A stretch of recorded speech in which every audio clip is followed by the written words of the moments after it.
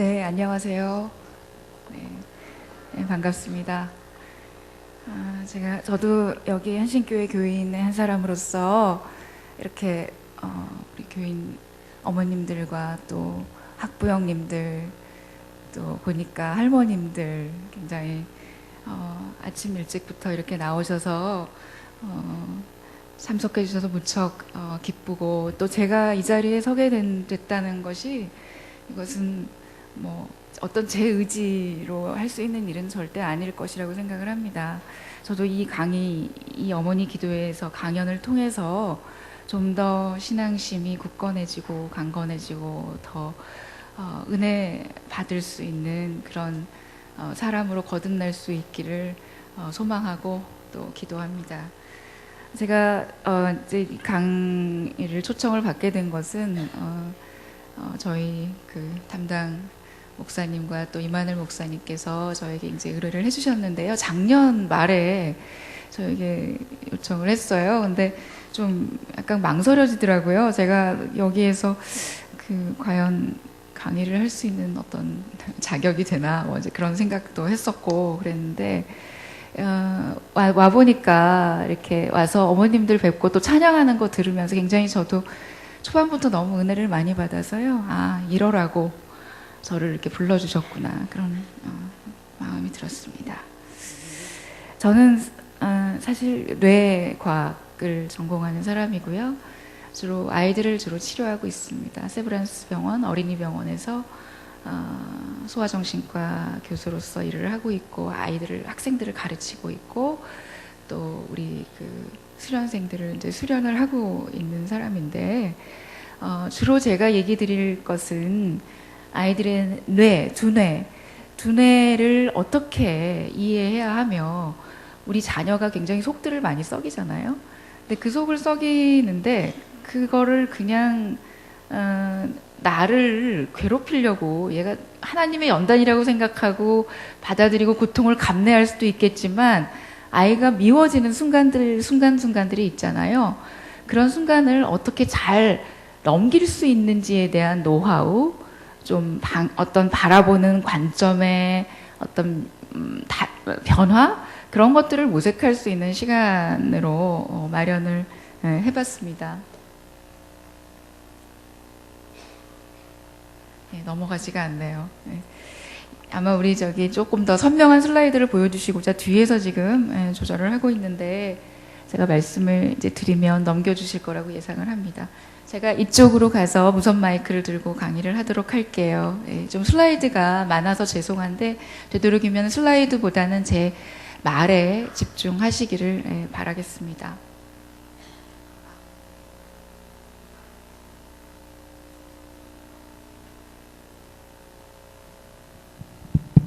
예.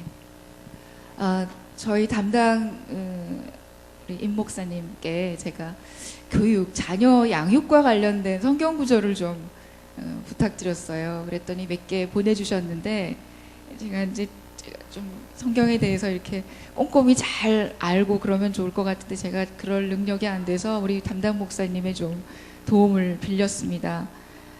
그런데 그 구절 한 대여섯 가지쯤 보내주셨는데요. 그 중에서 가장 저의 오늘 강의 내용과 가까운 구절을 제가 골라서 이렇게 보여드리고자 합니다. 예배소서 6장 4절에 있는 아비들아, 너희 자녀를 노엽게 하지 말고 오직 주의 교양과 훈계로 양육하라 라고 했습니다.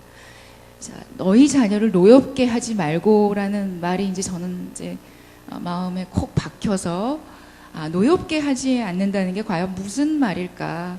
과연 아이 입장에서 이해하고 아이를 분노케 하지 말고, 그것이 결국은 아이의 인성과 아이의 인생을 결정한다 라는 의미로 이제 저는 받아들이게 됐습니다. 그리고 잠언 22장 6절에는 또 마땅히 행할 길을 아이에게 가르치라, 그리하면 늙어도 그것을 떠나지 아니하리라. 이거는 또 무엇인가? 부모가 아이에게 어떤 모습과 어떤 양육의 질을 제공해 주느냐에 따라서 아이는 그것을 평생 간직하고, 결국은 그게 자기께 돼서 그게 또 자기 자녀의 자녀, 대를 물려 떠나지 않을 것이다 라는 그런 식으로 와 닿더라고요. 저는 이제 아이들을 진료하고 또 부모들을 굉장히 많이 만나면서 이게 아이의 문제가 절대 아이의 하나의 문제가 아니라는 거를 항상 느낍니다. 부모의 문제고 또 그 부모는 왜 그 아이한테 이랬을까? 가만히 뒤져보면 그 엄마가 그 친정 부모님으로부터 받은 고스란히 그대로 아이에게 가는 것을 느끼고 그 친정 부모님들도 그 엄마 아빠도 치료하게 되고 심지어는 그 아이의 할머니 할아버지까지 불러서 만나게 되는 뭐 치료를 한다는 그런 개념이 아니라 그 가족 전체의 대가족을 이해해야 되는 그런 상황들이 굉장히 많이 벌어집니다. 그래서 이게 결국은 대를 물려 떠나지 않는 일이 돼버리기 때문에 그런 차원으로 저는 이 성경 구절을 제 나름대로는 이제 이해를 하게 됐습니다. 예, 다음 보여주세요. 아이들을 이해할 때 아이를 낳잖아요. 낳으면 이제 아이가 눈을 맞추기 시작하고 엄마를 알아보기 시작해요. 근데 이제 굉장히 예쁘다가 어느 순간 굉장히 말을 안 듣고 고집을 피우고 때를 많이 쓰는 그런 때가 옵니다. 그럴 때 왜 이 아이가 이러지? 그렇게 순하고 빵긋빵긋 웃어주고 우유 젖병 주면 그렇게 잘 물고 그렇게 잘 놀고 그러던 아이가 왜 갑자기 이렇게 미운 아이가 돼버렸지? 그런 생각을 할 때가 오잖아요. 그런 것들은 다 뇌에서 관장하고 있기 때문이다. 그거를 아이들의 뇌 발달과 그냥 아유 뭐 옆집 어머님이 뭐 그러는데 2살 땐 다 그래. 청소년기 땐 다 그래. 사춘기가 와서 그래. 그렇게 얘기를 해서 대충은 알고 있지만 그게 다 똑같지가 않거든요. 옆집 아이하고 우리 아이가 똑같지가 않거든요. 조금 강도나 정도 차이가 다 있기 때문에 우리 아이들은 유달리 힘들게 나를 하는 것 같단 말이죠. 왠지 나만 좀 이렇게 고통을 받는 것 같은 느낌이 드는데 사실은 그렇지가 않다. 그러면 그 아이의 뇌의 특성을 이해할 필요가 있다. 다 각자의 특성들이 다 다르다. 그거를 알고 계시면 조금 더 아이의 문제점이나 아이의 어떤 과도기적 현상을 이해하기가 훨씬 편하다라는 말이죠. 훨씬 화가 덜 납니다. 훨씬 덜 힘들어져요. 그래서 보세요. 그 아이가 이제 눈을 맞추고 엄마를 알아보고 또 굉장히 엄마를 보고 다가오고 그런 모습을 보고 굉장히 예쁘다가 이제 2살이 되면 이거 내가 무조건 할 거야 그러면서 마트를 데리고 가서 뭐 장난감을 짚고서는 그걸 안 사주면 그냥 들어 놓는 아이도 있고 때를 쓰고 머리를 막 박기도 하고 뭐 이제 그런 아이들도 있잖아요. 2살, 3살 때 이제 그런 그 굉장히 때를 많이 쓰는 때가 옵니다. 그야말로 땡깡이죠. 땡깡을 너무 많이 부려서 이제 엄마가 힘들어지는 때가 오는데 이제 그런 시기 두 번째 모습. 그다음에 이제 학교를 들어갔는데 옆집 아이들은 다 공부 잘하고 받아쓰기 100점도 다 맞아오고 그러는데 왜 우리 아이는 저렇게 공부를 하기 싫어하고 책상 앞에만 앉으면 졸고 딴 생각하고 글씨도 엉망이고 저럴까? 도대체 왜 저러지? 라는 생각을 이제 하게 돼서 병원까지 찾게 되는 그런 어머님들도 계시거든요. 그러면 그 아이들은 도대체 왜 그런 일이 벌어질까? 그거를 또 뇌를 이해하시면 훨씬 해답이 보이고요. 청소년기가 됐는데 좀 얌전하게 입고 다니면 좋겠는데 교복 바지를 괜히 막 줄여 입고 치마를 막 10cm 이상 줄이고 머리를 왜 방학만 되면 염색을 하고 귀를 뚫고 코까지 뚫겠다고 하는 친구들도 있고 또 저 아이들이 뭐 저 티셔츠 한참 노스페이스 뭐 그거 문제가 됐었죠. 뭐 그런 다 너도 나도 입는 그 메이커 안 입으면 뭐 세상이 완전히 절망할 것 같이 막 죽어버리겠다고 하고 왜 청소년기가 되면 저러나 정말 아이가 그냥 괴롭히지 않고 날 좀 괴롭히지 않고 그냥 수말스럽게 잘 커졌으면 좋겠는데 꼭 고통을 주는 그런 시련을 주는 그런 때가 온단 말이죠.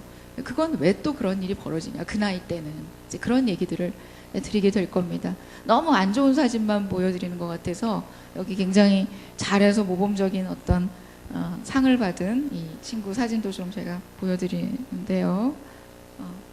그래서 이렇게 뇌를 이해하면 아이를 잘 돌보는데 굉장히 도움이 됩니다. 그래서 행동을 이해할 수가 있게 되는 것이죠. 아, 요 놈이 이제 요 나이가 됐으니까 미리 준비하고 있을 수도 있어요. 아, 이제 5학년, 6학년 되니까 얘가 이런 행동을 보이겠지? 그러면 내가 마음의 준비를 하고 너무 같이 막 아웅다웅 싸우지 말아야지. 이 아이가 왜 이러는지를 내가 먼저 이해해주면 아이가 조금 수월해지겠지라는 어떤 그런 마음의 자세로 좀 미리 준비할 수가 있으세요, 어머님들이. 왜냐하면 저는 이제 뇌 발달과 아동의 발달에 머릿속에 이제 늘 그게 전문이니까 머릿속에 들어있잖아요. 그러면 얘가 오히려 자기 주장을 안 하고 너무 말을 잘 들으면 겁이 나요. 얘가 나한테 반항할 때가 됐는데, 얘가 내 말을 너무 잘 들으면 안 되는데, 그러면서 네 마음대로 해. 오히려 제가 그렇게 얘기를 하게 되더라고요. 미리 예측을 하게 되는 것이죠. 그러니까 오히려 얘네들이 더 좀 편해져요. 아, 반항해도 되는구나. 내가 하고 싶은 말 해도 되는구나.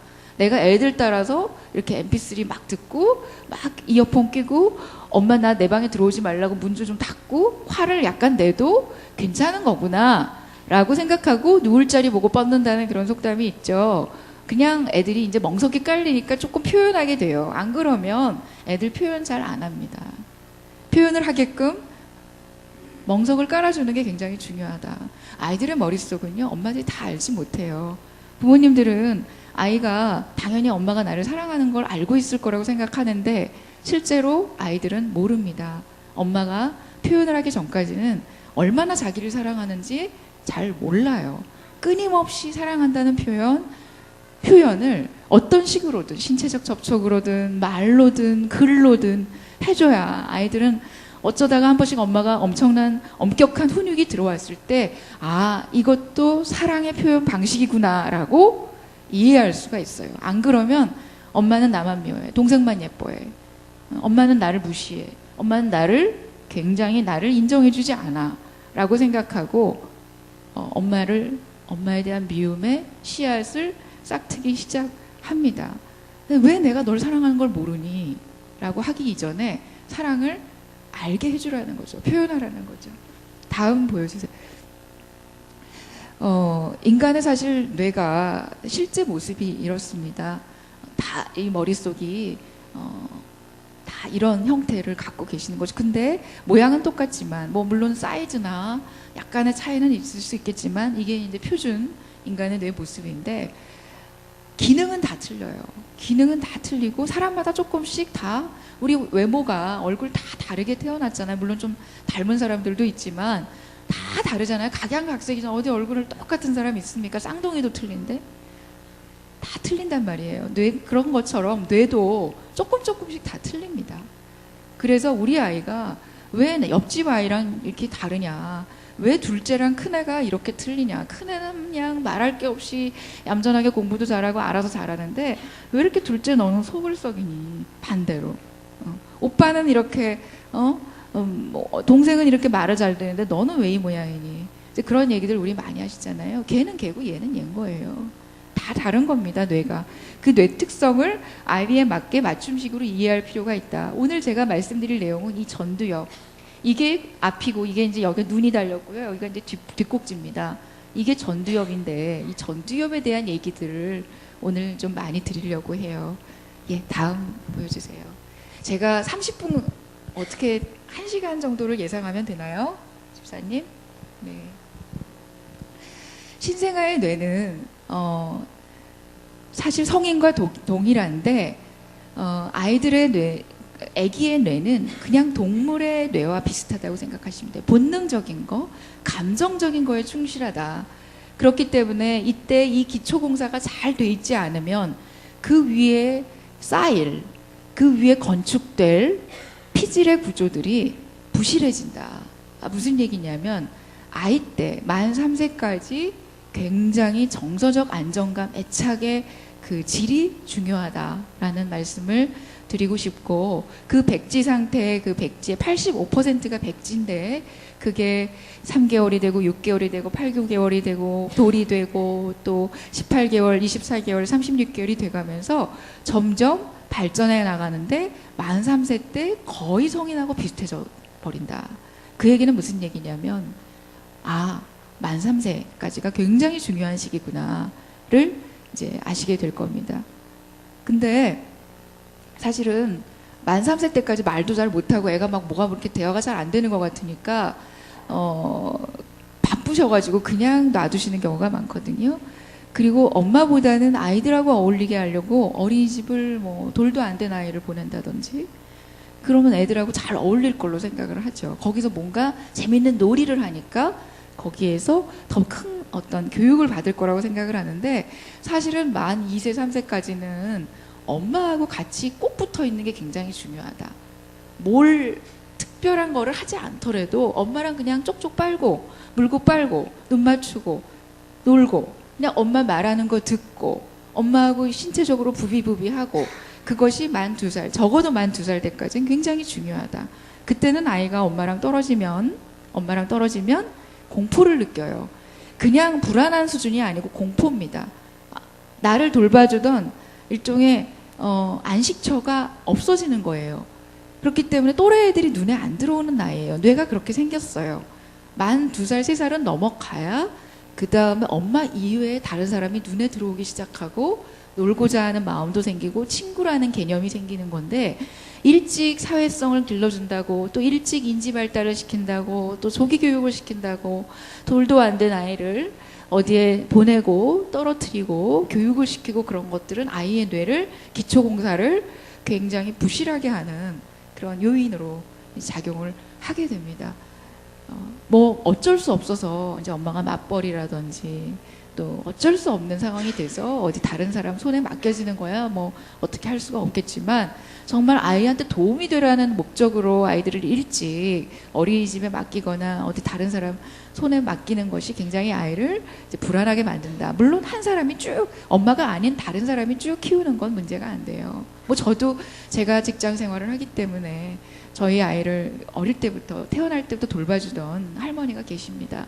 그 할머니가 지금까지도 이제 돌봐주고 계시는데 그런 거는 괜찮지만 다른 집단 1대1 관계가 아닌 1대3, 1대5, 1대10 이런 그 선생님 하나당 굉장히 뭐 5명, 10명을 보는 그런 어린이집 기저귀를 채운 상태에서 기어다니는 그런 아이들을 사실은 한 사람이 1대1로 도맡아서 보지 않는 상황이 될 때는 아이는 극심한 공포에 시달릴 수 있다. 그러면서 뇌가 이제 불안해지니까 이 피질 그 위에 기초공사 위에 이제 쌓여야 될 건축물들이 쌓이질 않는 거예요.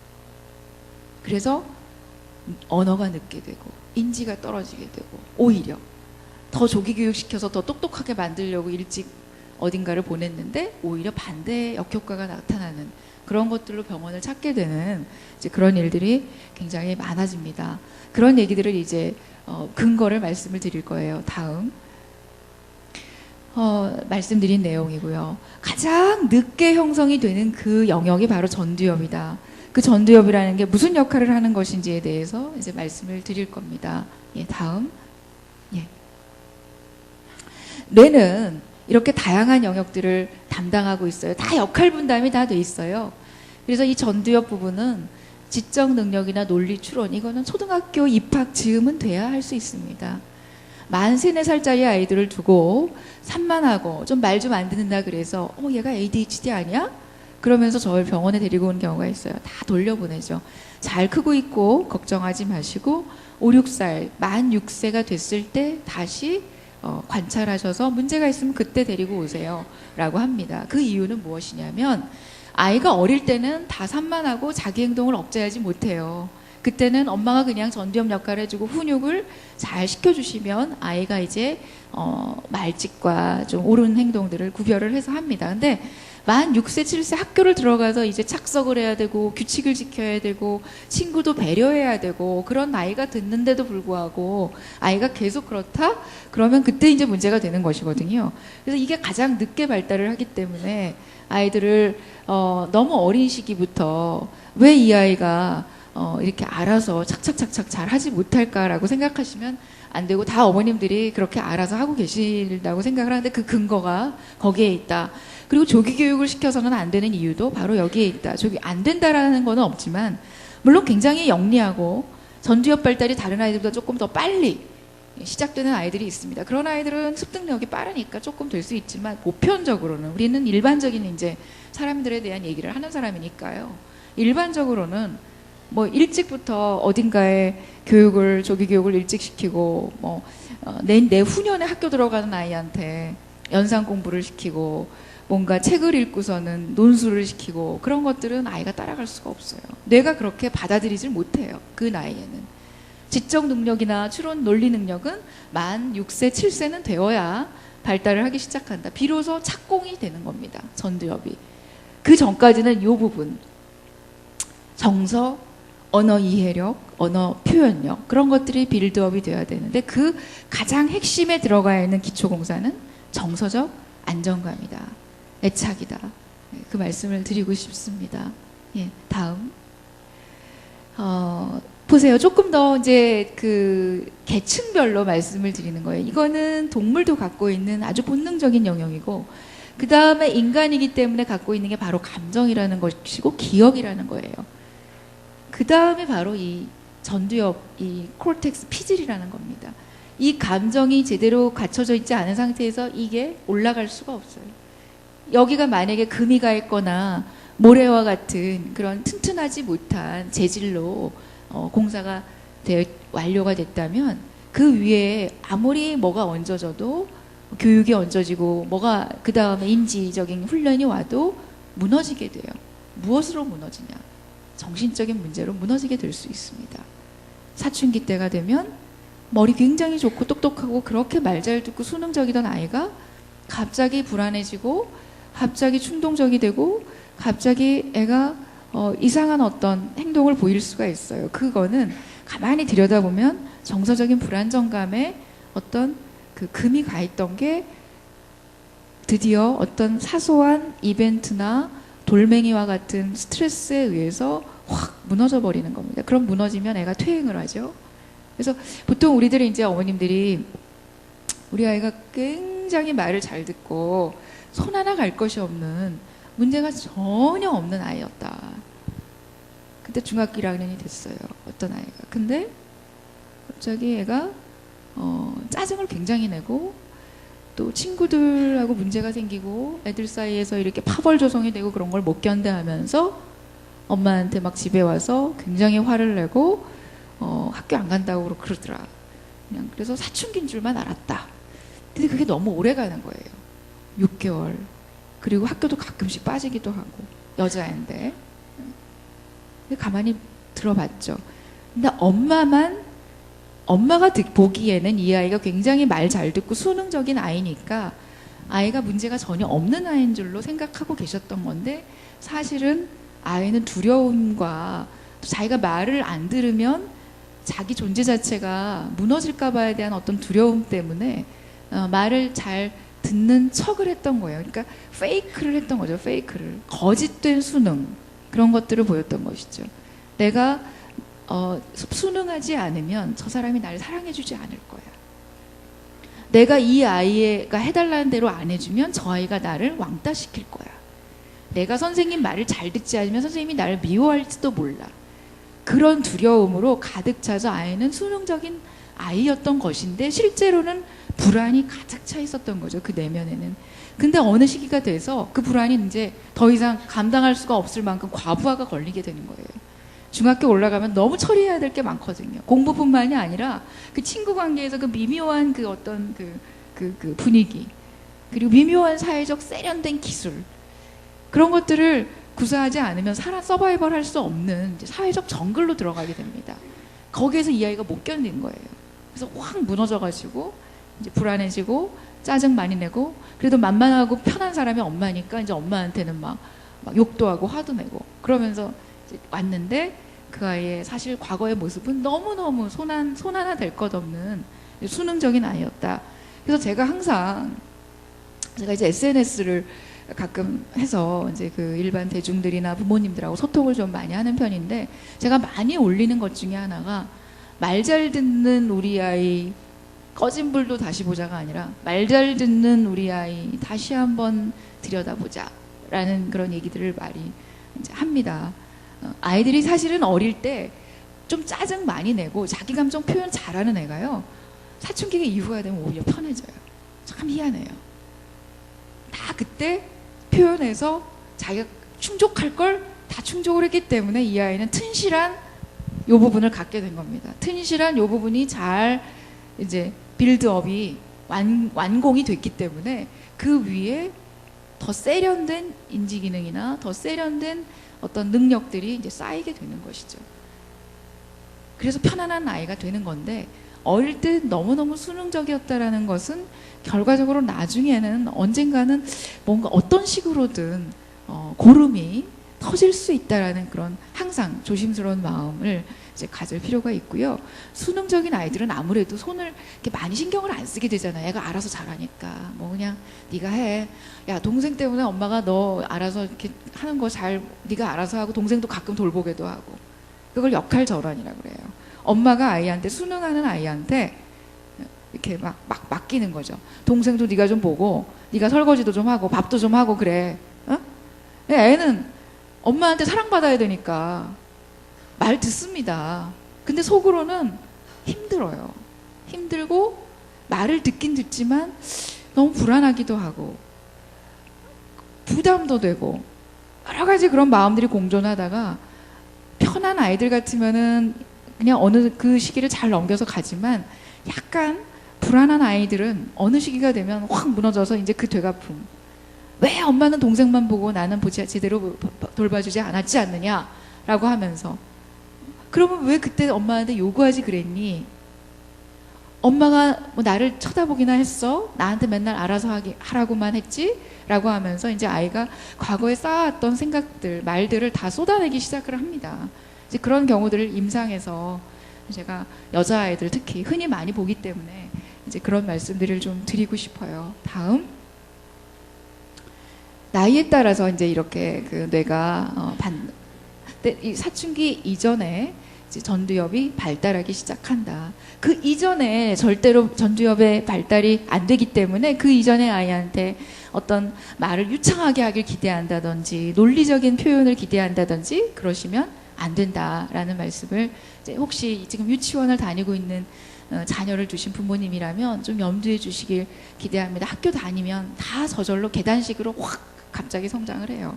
또 중학교가 되면 또 갑자기 성장을 하고, 그 뇌가 다 그렇게 돼 있어요. 하나님께서 우리 DNA에 그렇게 되게끔 다 예정을 해놓고 계시는데, 그걸 미리 당겨서 기대하고 실망하고 분노하고 아이를 다그치고 그럴 필요가 전혀 없다라는 뜻입니다. 다음. 그런데 타고난 달란트와 타고난 DNA가 굉장히 중요한데, 문제는 환경이에요. 어떻게 우리가 다 복을 받으면 좋겠지만 어떤 경우에는 정말 힘든 아이를 주시는 경우도 있어요. 하나님께서 너무너무 힘든 아이를 주시는 경우가 있어요. 어떤 아이의 엄마는요, 이 아이는 어디 그 2박 3일 어디 여행을 못 갔다. 베개도 들고 다녀야 되고, 심지어는 얘가 덮고 자는 담요도 들고 가야 된다. 그리고 갔다 하면 거기서 너무 울어서 도로 우리 가족만 올라오는 경우가 허다했다. 그런 과거에 이제 지나서 한 얘기입니다.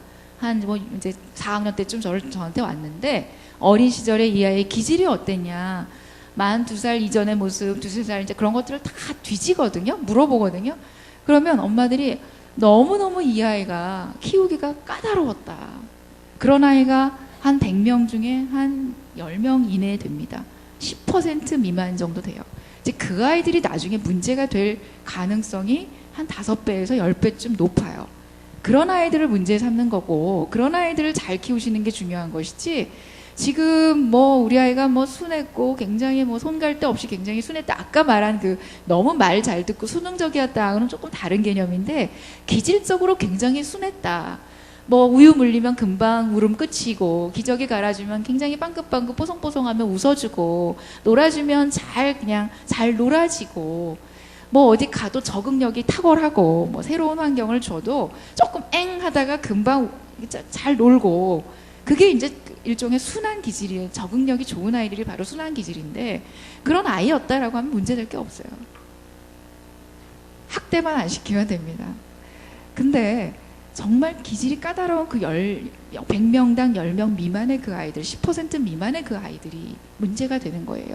그런 유전자를 어쩔 수 없이 갖고 태어났다면 그거는 엄마의 이제 역량인 것이죠. 엄마가 이제 연단을 받은 거예요. 아, 내가 다른 사람들보다 5배, 10배의 노력을 해서 이 아이의 어떤 타고난 기질의 어려움을 내가 전환시켜줘야 되겠다라는 이제 각오를 이제 하시게 돼야 되는데, 문제는 그런 기질을 갖고 태어난 아이의 엄마가 이 아이를 너무 힘들어하니까 순한 기질을 갖고 태어난 아이보다 훨씬 양육의 질이 좋지가 않아요. 양육을 더 잘 해도 현찬을 파네. 조금 미워지죠. 아이가 맨날 우니까. 놀러를 갔는데 이 아이만 데리고 올라와야 되는 상황이 돼보세요. 얼마나 화가 나겠어요. 애를 감싸주다가도 자꾸 화를 내게 되고, 도대체 너 왜 그러니? 라는 말을 하게 되고, 가끔씩은 때리는 엄마들도 있어요. 잘 참으시다가 인간이니까 어쩔 수 없잖아요. 때리게 되고. 근데 그것들이 바로 빈익빈 부익부 현상이 생기는 거예요. 잘 타고난 아이들은, 그런 아이들을 90점을 갖고 태어났다고 해봅시다. 그럼 10점만 줘도 100점이 되는데, 한 20점 정도를 갖고 태어난 아이는 80점을 줘도 지금 100점이 될까 말까 하는데 한 20, 30점 밖에는 못 주는 그런 엄마가 되는 거예요. 너무 힘드니까 아이한테 더 이렇게 우락부락한 표정도 짓게 되고, 더 윽박 지르게 되고, 더 뭐라고 하기가 쉽게 되죠. 그러니까 이쪽은 50점짜리가 되고, 이쪽은 90점에 10점만 줘도 되는데 90점을 주니까 180점이 되고, 50점과 180점으로 극간이 확 벌어지게 돼서 문제가 이제 생기는 겁니다. 그래서 사람의 인성이라는 거는 타고난 것과 그 양육의 질, 부모의 영향이죠. 양육의 질의 80%를 차지하는 건 엄마예요. 엄마이자 제1차 양육자. 엄마가 못 돌보고 있다면 그 사람을 주도적으로 보고 있는 그 사람이 가장 중요한 환경이 되는 것입니다.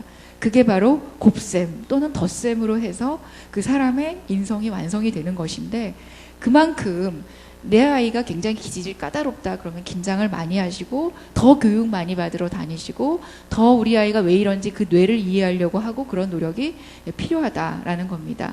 예, 다음.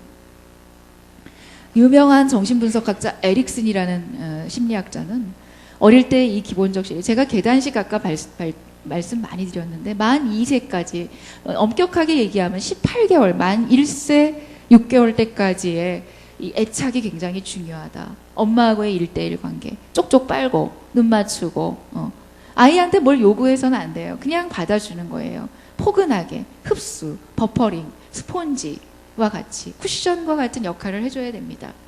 아이가 막 좀 말짓을 해도 이제 훈육이 들어가야 되는 때는 만 2살 정도서부터 훈육이 좀 들어가면 이제 그때는 말귀를 알아들으니까. 근데 그 전까지는 말귀를 못 알아듣죠. 이제 그런 아이한테 예를 들어서 애가 어디 잡고 막 걸어가다가 뭐 위험한 거를 만지려고 손을 탁 치고 이건 안 돼 라든지.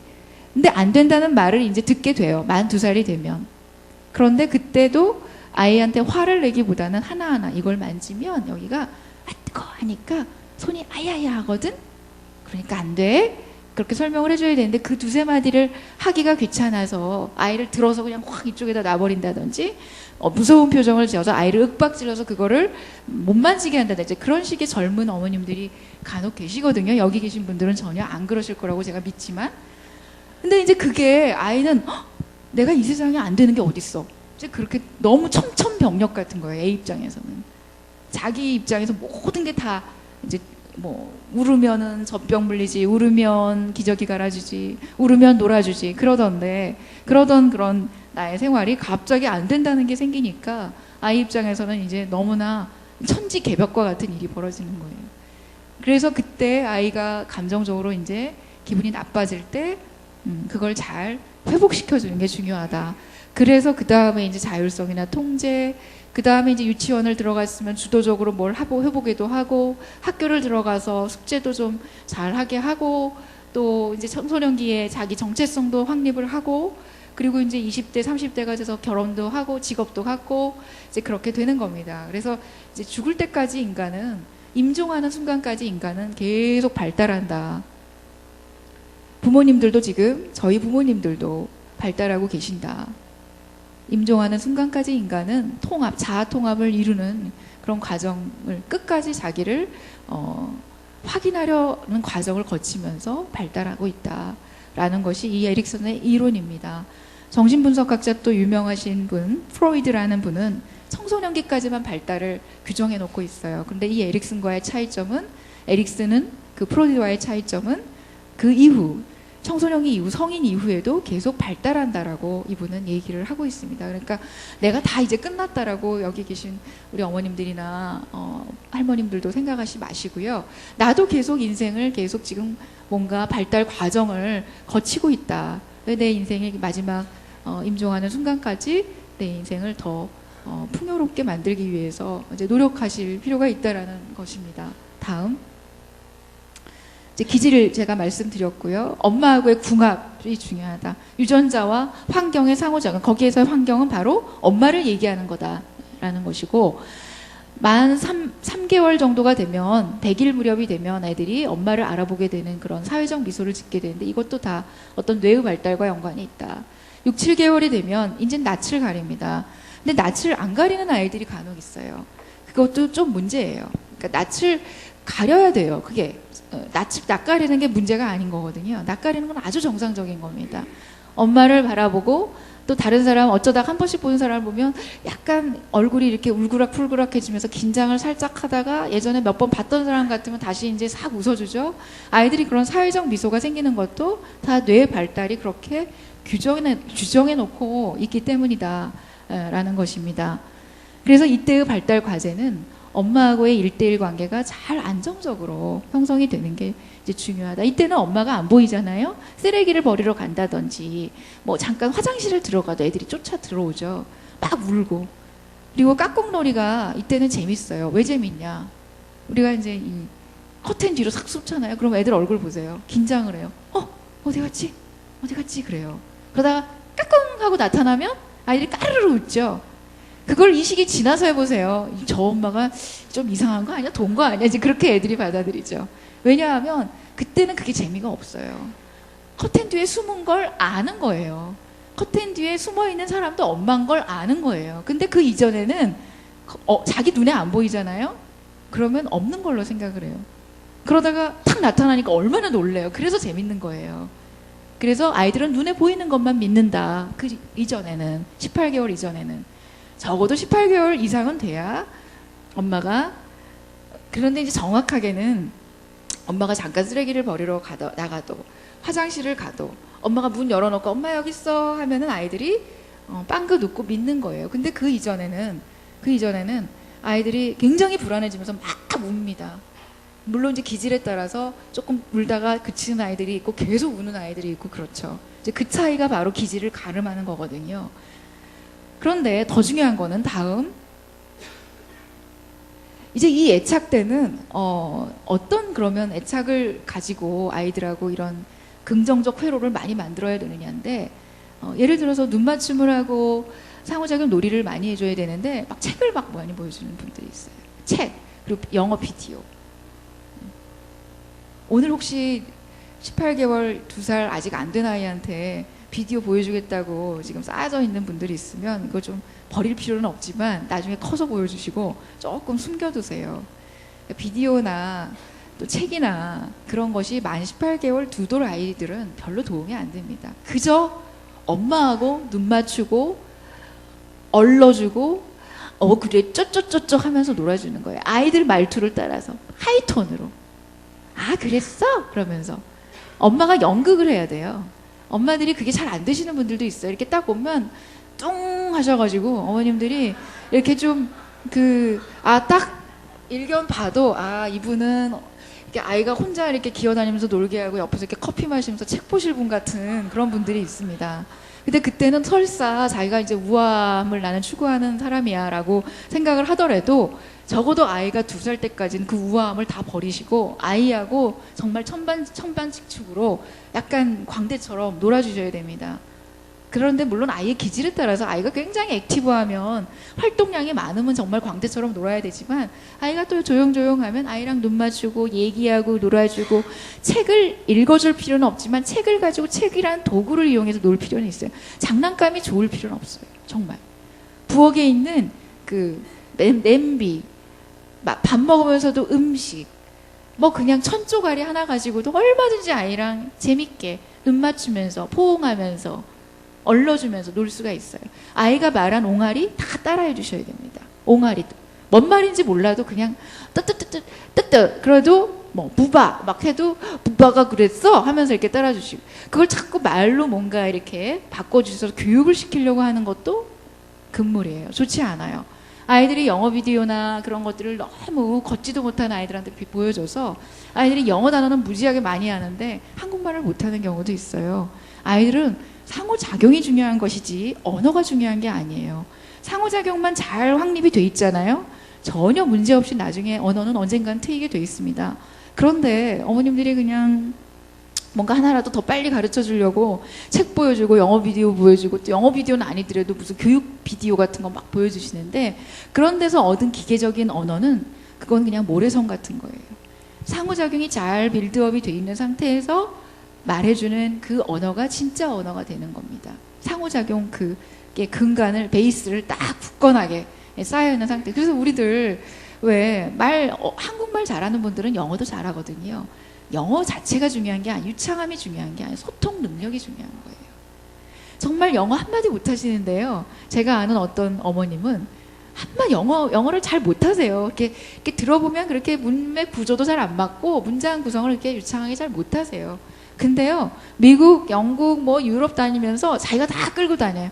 저 사람이 저기 가면 뭐가 있다고 그랬어. 내가 금방 물어봤거든. 소통 능력이 뛰어나서 그래. 비언어적 소통 능력이 너무너무 뛰어나신 분이에요. 그냥 눈치가 그냥 뭐 구단이에요. 그러니까 오케이? 뭐 그러면서 이제 막 하는 거예요. 그러니까 어머님들이 그 영어 단어 그 하나 모르고 뭐 알고 그런다 그래서 너무너무 그거를 이렇게 민감하게 받아들이실 필요가 전혀 없고 우리 아이가 설사 영어를 좀 잘 못한다고 해서 너무 걱정하실 필요가 없어요. 사회성이 더 중요합니다. 비언어적인 소통 능력이 더 중요하다는 것이죠. 언어 유창하게 잘하면 뭐예요? 사람들하고 사귀질 못하면 끝인 거지. 사회성 그것이 중요한데 그게 바로 만 1세, 2세 전후로 굉장히 중요하게 기초공사를 획득하게 됩니다. 다음 보여주세요. 자, 그래서 이제 만 3세 그때까지는 어떤 일이 벌어지냐. 이때 제가 아까 말씀드렸죠. 나에게 안 되는 게 있어? 세상에? 이 세상에? 이제 그런 일이 벌어지는 거예요. 그래서 분리개별화가 이제 이때는 굉장히 중요한 과제고 뭐 더러운 걸 만지면 엄마가 이건 안 되는 거야. 이건 위험한 거야. 그래서 이때 만 3세 저도 이제 저희 아이들이 만 3세 그때까지는 집이 정말 엉망이었거든요. 뭐 다 모든 게 위로 올라가 있죠. 다 테이프 붙여져 있고 애들이 하도 쑤셔야 되고 만지고 고장 내키고 위험한 것도 이제 있으니까 위로 다 올라가는데 그 이유가 아이들이 이제 막 이것저것 탐색해 보는 거예요. 그러면서 인지가 발달을 하고 그러는 겁니다. 근데 이제 그렇다고 해서 다 집안의 모든 집기가 고장 나면 안 되니까 위로 올리기는 올리는데 아이한테 설명을 해줘야 되는 거죠. 이걸 이렇게 하면은 전기가 피치직 해서 젓가락으로 콘센트에다가 넣으면 안 되잖아요. 안 되는 거야. 큰일 나는 거야 라고 하고 설명하고 안 돼. 그럼 지가 먼저 가다가 엄마 눈치를 봐요. 이거 하면 아야야? 이러면 아야야? 그러면 응 아야야. 아 뜨거? 아 뜨. 그렇게 하면서 아이가 먼저 예측을 하고 안 할 거를 안 하게 되는데 그걸 미리 가르쳐주지도 않고 설명도 안 해주고 애가 말해봤자 말귀를 못 알아들을 거라고 생각하고 그냥 행동을 하면 무조건 안 되고 다 막아놓고 그러면 아이는 좌절감을 느끼게 되거든요. 기분이 나빠지거든요. 이유 없이. 그러면 그걸 아이를 리페어 잘 회복을 시켜주는 게 중요하다. 아가야 네가 미워서가 아니라 이걸 이렇게 하면 이렇게 되니까 이렇게 되지 않니? 엄마도 이렇게 했더니 아유 뜨거워. 너도 이렇게 만지면 아유 뜨거워.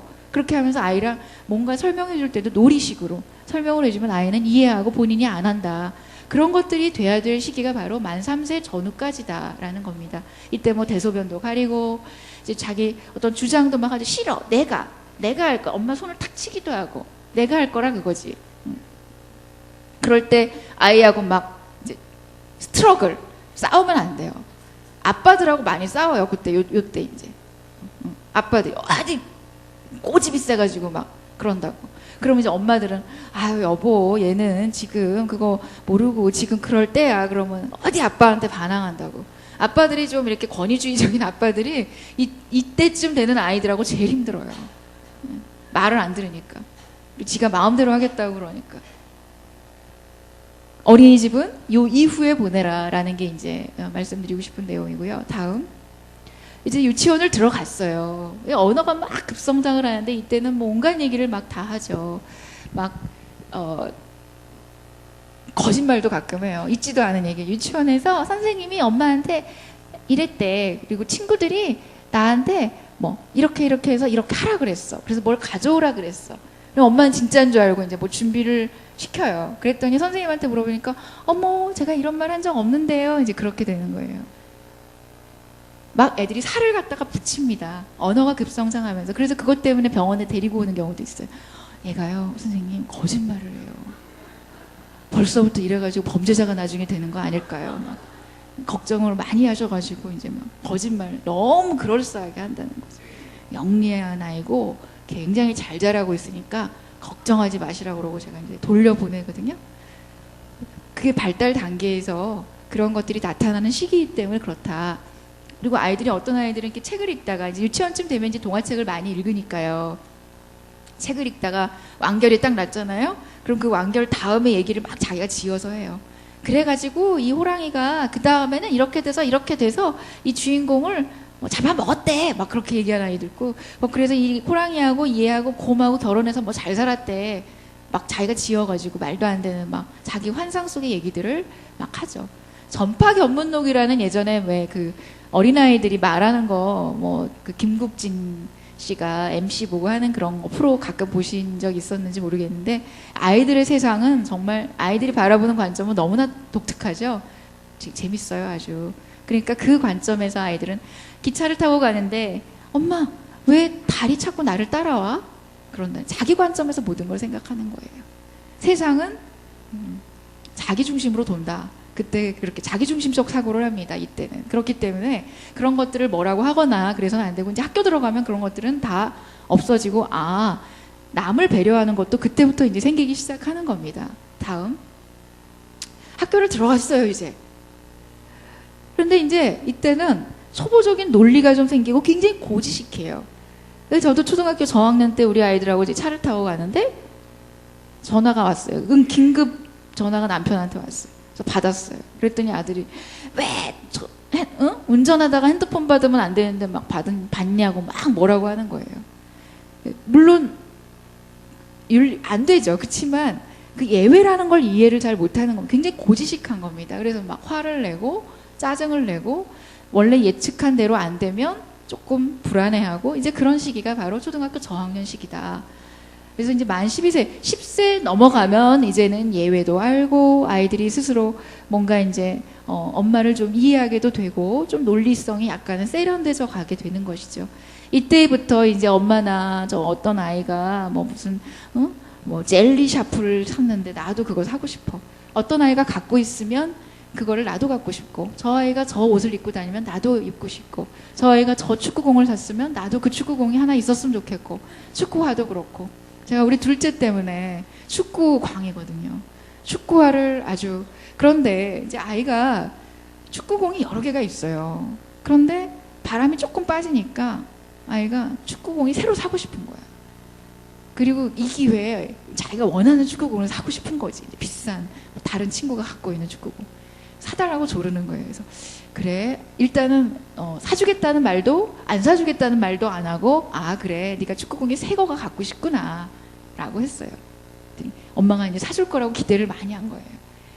그래 근데 왜 새 축구공이 필요한데 얘기를 좀 많이 했죠. 그랬더니 뭐 축구공이 잘 안 튀겨져.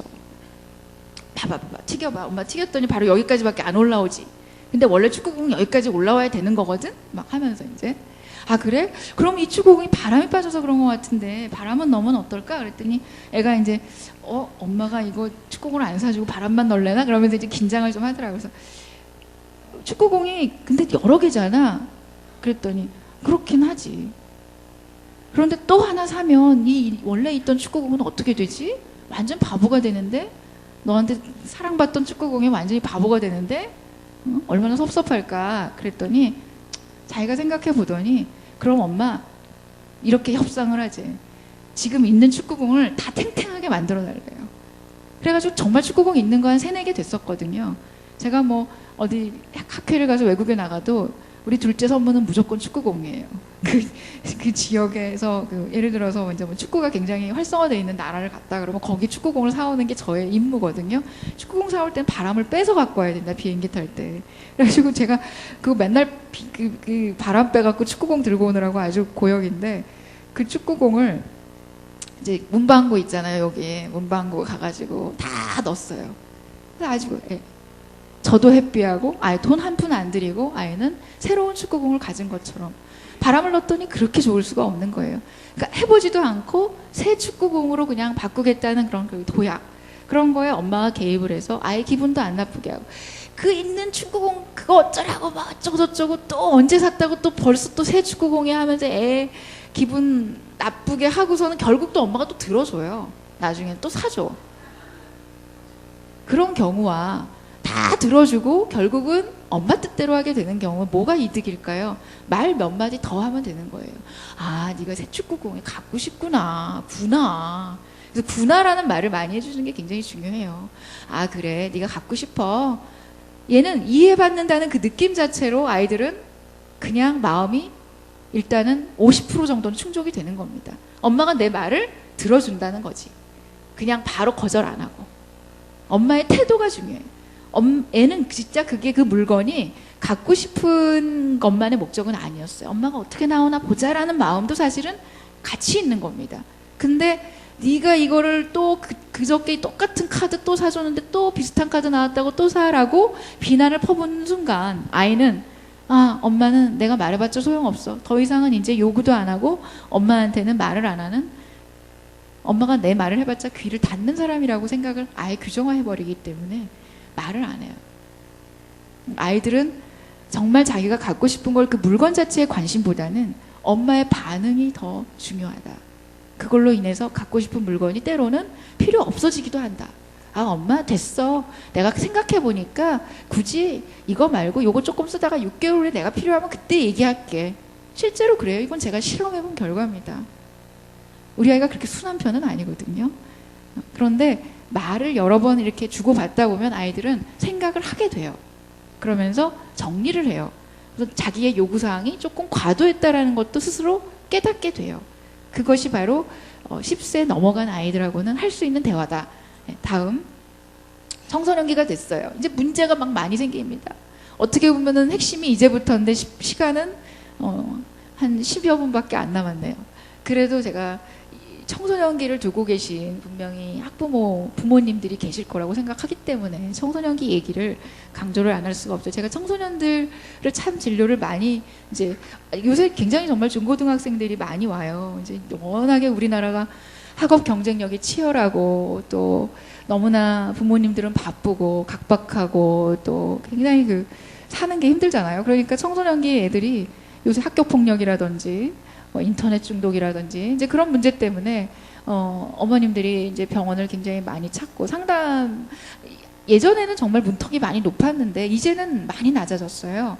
그래서 정말 상담 목적으로 오셔서 그냥 의사 선생님 한번 얘기 한번 들어봐야 되겠다. 어떻게 얘기를 하시나, 내가 좀 잘 키울 수 있는 방법을 교육받고 싶어서 병원을 찾으신 분들도 있어요. 옛날에는 어떻게 내가 정신과를 어떻게 내가, 아무리 애가 문제가 있어도 완전히 문제가 심각하지 않으면 안 데리고 오셨거든요. 근데 이제는 그냥 약간 문제가 있어도 데리고 오시는 경우가 많아서 굉장히 많이, 정신과에 대한 편견이 이제는 많이 내려갔구나라는 생각을 하게 되는데, 그럼에도 불구하고 아직도 병을 요때 데리고 오셨으면 참 좋았을 텐데 묵혔다가 한 2, 3년 지나서 조금 약간 더 심각해진 다음에, 조금 합병증이 생긴 다음에 이제 그때 오시는 분들이 있기는 있어요. 그런데 그래도 예전보다는 많이 이제 낮아졌다, 문턱이. 문제 유발이 많이 높습니다. 그래서 청소년기, 사춘기 아이들을 굉장히 많이 데리고 오시는데요. 이때는 과도기예요. 이제 우당탕탕 공사가 이제 제대로 본격적으로 시작을 하는 시기입니다. 전두엽 공사가 이제 막 시작을 해서 이제 완료가 될랑말랑 하는 시기예요. 저는 그래서 진료 차트에 12살에서 15살이 딱 뜨잖아요. 생년월일이 이제 딱 나오니까 뜨잖아요. 그럼 긴장해요, 저도. 도대체 얼마나, 왜냐하면 엄마들하고만 힘든 게 아니에요. 저하고도 힘듭니다. 의사들하고도 마음을 열기까지가 힘들어요. 왔는데 엄마가 나를 끌고 왔어요. 뭐 동의를 구해서 오긴 왔지만 엄마가 가재니까 그냥 억지로 왔어. 그런데 이 의사가 엄마 편인가 내 편인가 끊임없이 탐색하는 거예요. 엄마하고 작당을 해서 나를 공격하면 어떡하지? 나를 취조하면 어떡하지? 이제 그런 그 두려움과 피해의식이 있는 겁니다. 청소년기는 기본적으로. 그래서 이때 아이들은 나는 무조건 네 편이고 나는 너의 얘기를 가장 존중할 것이며 나는 엄마하고 너의 관계를 좋아지게 하는 중재자의 역할을 할 것이다. 그러려면 네가 선생님한테 엄마한테 선생님이 잘 얘기할 수 있는 재료를 제공해줘야 되는데 네가 아무 얘기도 안 하면 선생님은 널 도와주기가 참 어려워. 그러니까 선생님을 제발 도와주렴. 난 네 편이고 널 도와주고 싶어. 이제 그런 표현을 써서 애들의 마음을 이제 열게 하죠. 그리고 나서 애들이 이제 말을 표현하다 보면 나는 뭐 못생겼고 나는 친구들한테 인기도 없고 나는 엄마가 날 미워하고 온갖 부정적인 얘기들이 나온단 말이죠. 그러면 그때 아이한테 네가 얼마나 훌륭하고 네가 얼마나 사랑받을 만한 존재고 네가 얼마나 괜찮은 아이인지를 이해시켜주는 작업을 굉장히 오랫동안 합니다. 그런데 이제 그걸 뭐 그냥 막연하게 하면 안 되고요. 아이들하고 얘기하면서 그 자료를 가지고 네가 그렇게 그런 것도 할 줄 알아? 그런 능력도 있어? 그런 생각도 할 줄 아네? 야, 대단하다. 진심으로. 야, 정말 대단하다. 그냥 하는 게 아니고요. 그 다 기법이 있습니다만 저도 이제 아이들이 청소년이 되다 보니까 아이들한테 그냥 얘기할 때와 그냥 건성으로 얘기할 때와 진심으로 얘기할 때를 애들이 다 구별을 해요. 뭐 네가 정신과 의사니까 나한테 저러겠지 라고 생각하게 하면 안 되고요. 그 마음이 전달이 되게끔 하는 그 신시한 마음이 있어야 되는데 엄마한테도 받지 못한 학교 선생님한테도 받지 못한 아빠한테도 받지 못한 그 감동을 아이가 받게끔 만들어주는 게 이제 저의 역할입니다. 왜 이 청소년기 애들이 그렇게 다루기가 힘든가? 말 한마디 하면 이렇게 바늘처럼 날카로운가? 라는 것들이 이제 주제가 되겠어요. 다음. 굉장히 어떨 때는요, 내가 이건 다 알아서 할 거야. 엄마가 이건 신경 쓸 필요가 없어. 내가 뭐 다 했는데 왜 엄마가 간섭을 하냐고. 문 콱 닫고 들어가고, 잠궈버리고, 일기장 좀 봤다고, 노트 좀 봤다고 막 소리치고. 이제 그런단 말이죠, 청소년들. 그러다가도 뭐, 똥돈 떨어지고, 뭐, 엄마나, 친구가 나를 어떻게 했어. 그러고 막 가끔씩 울면서 애기와 어른이 막 공존하는 거예요. 어떨 때는 뭐 뉴스 보다가 뭐, 저 정치인이 뭐 어떻고, 사회가 어떻게 되려고 저러냐는 둥, 중학생들이 막 그런 얘기 한대요. 우리 큰애가 이번에 중학교를 입학을 했는데, 수련회를 갔다 왔어요. 근데 엄마 있잖아. 애들이 그룹이 둘로 나뉘어가지고 한쪽은 섹스에 대한 얘기를 하고 한쪽은 정치에 대한 얘기를 한대. 그래서 자기는 어느 쪽에도 끼지 못해서 그냥 다른 애들하고 뛰어노는 애들하고 놀다가 왔대. 그래서 정치 얘기를 하는 쪽에 좀 들어가서 조금 얘기를 하려고 했는데 너무나 수준이 높아서 자기는 도대체 낄 수가 없어서 그냥 그 고개만 끄덕거리다가 그냥 자기는 슬쩍 나왔다 그러더라고요. 중학교 1학년짜리 정치 얘기를 한다는 거죠. 근데 걔네들이 용돈 안 탔을까요? 엄마들한테? 엄마가 뭐 좀, 야, 이걸 좀 버리고 와라 그러면 순순히 잘 버리고 올 거예요. 왜 나만 시켜 동생 시키지? 그런다고요. 그러니까 그렇게 어른스러운 면과 이제 굉장히 애기 같은 면이 공존하는 시기가 바로 사춘기다. 만 15세, 그래도 고등학교는 입학을 해야 애들이 조금 이제 철이 들죠. 그 뇌가 그렇게 돼 있어요. 공사가 이제 그때쯤 되면 완공되거든요. 완공이 돼 가거든요. 다 된 거는 아니고. 그 이유가 있습니다. 다음. 굉장히 좋은 면. 아주 재밌죠. 청소년들 보면은 뭐 그냥 사소한 거 갖고도 깔깔깔깔깔 웃고 막 선생님이 뭐 어쩌면 무슨 말만 하면 막 자지러지고 너무 좋아하고 막 그 만우절 때도 반 바꿔가지고 있으면서 선생님이 그 표정만 변해도 막 재밌다고 쾅쾅쾅쾅 치고 웃고 너무 재밌어하죠. 새로운 일을 흥분하고 기꺼이 새로운 활동들을 시도할, 물론 이제 우울증에 있거나 좀 아무것도 안 하려고 하는 의욕이 없는 애들도 간혹 있죠. 그렇지만 대부분의 아이들은 굉장히 새로운 일에 관심이 많고 호기심도 많고 새로운 사람을 만나는 걸 좋아합니다만 나쁜 면들은 반항적이고 어리석게도 위험을 자꾸 감수하려고 그러고 뭐가 누가 뭐 한다 그러면 그게 좋은지 나쁜지 구분도 안 하고 담배도 한번 펴보고 왠지 멋있어 보이니까 술도 좀 마셔보고 힙합 바지도 좀 입어보고 머리에 물도 들여보고 귀도 뚫고 이제 그런 일들. 그리고 뭐 이렇게 지적인 대화를 뭐 나눴다가도 아까도 말씀드렸지만 쓰레기 좀 잠깐 버리고 오라는 말에 그냥 입에서 완전히 불을 뿜어요. 무섭게 변하죠. 왜? 나 지금 공부해야 돼. 왜 나를 시켜? 뭐 그러면서. 그리고 통행금지. 노래방 가서 애들하고 놀고 저기 하다가 시간 어기고 약속 안 지키고. 이제 그런 일들이 이제 벌어지는 게 바로 모순적인 어떤 굉장히 모순 덩어리의 모습들을 이제 갖고 있는 청소년기의 모습이 왜 이러냐. 다음. 전두엽 때문에 그렇다라는 거죠. 전두엽이라는 게 브레이크 역할을 한다고 생각하면 돼요. 자동차가 있으면 엑셀러레이터가 있고 그러면 브레이크가 있잖아요. 브레이크가 더 기름 많이 먹는 거 아시죠? 브레이크를 많이 사용하는 사람들은 기름이 빨리 닳아요. 기름이 빨리 닳는다는 건 에너지가 많이 든다는 거거든요. 전두엽의 기능입니다. 빡빡 질주를 하다가도 브레이크를 꽉 잡아줘야지 더 이상 어느 선에서 나가질 않는데 예. 근데 이놈의 브레이크가 구형인 거예요. 아직 이 엑셀러레이터의 기능을 못 따라가. 그러니까 잡지를 못해요. 그러니까 뭐 후회할 말을 많이 해요. 충동적으로. 엄마가 좋은 말로 이제 야 얘야 애들 다른 애들이 아무리 이래도 이제 어쩌고 저쩌고 해서 이거는 조금 아니지 않니? 그러면 좀 잔소리 좀 그만하라고 하면서 이제 엄마한테 욕도 하는 애들도 있어요. 제가 여기다 욕을 쓰지는 못했지만 엄마는 아무것도 모르면서 애들이 뭔 이런 것들 입지도 않고 이런 거 입고 가면 나는 왕따 당해 막 그러면서 이제 막 뭐라고 하고 하는데 엄마한테 이제 그렇게 막 쏟아붓기 전에 하나 둘 셋 넷 10까지 세고 얘기해라, 참았다가 얘기해라 라고 지시하는 부분이 바로 전두엽이라는 것이죠. 어떤 감정을 조절해주고 관장해주는 겁니다. 여기에서 막 선생님 얘기가 너무 지루해요 하고 그냥 막 뭐라고 그렇게 하고 싶어도 내가 끝나고 나서 끝날 때까지 참았다가 얘기해야지, 아니면 그 얘기를 하면 선생님이 기분 나쁘실 테니까 얘기하지 말아야지 라고 해주게 만드는 게 바로 전두엽의 기능인 거예요. 그래서 수업 시간에 아이들이 꼼지락대고 선생님 말씀 막 질문 끝나기도 전에 막 선생님 제가 대답할게요 하고 이런 아이들이 바로 전두엽의 기능이 조금은 다른 아이들보다 미숙하기 때문에 그렇다라고 이해를 하셔야 됩니다. ADHD 아이들의 문제는 전두엽의 문제이기 때문에 생기는 거예요. 전두엽 얘기예요. 근데 전두엽 검사를 뭐 딱 하면 뭐 이렇게 빨간 게 나오고 파란 게 나오고 이렇게 뭐 찍으면 뭐가 팍 나와서 얘는 ADHD의 뇌, 얘는 ADHD 아닌 뇌, 그렇게 쾅쾅 할 걸로 생각하고 뇌 검사하러 오셨다고 하시는 분들이 많은데 그렇게 검사하는 게 아니고 기능적인 거고 눈에 안 보이는 겁니다. 소프트웨어적인 거예요.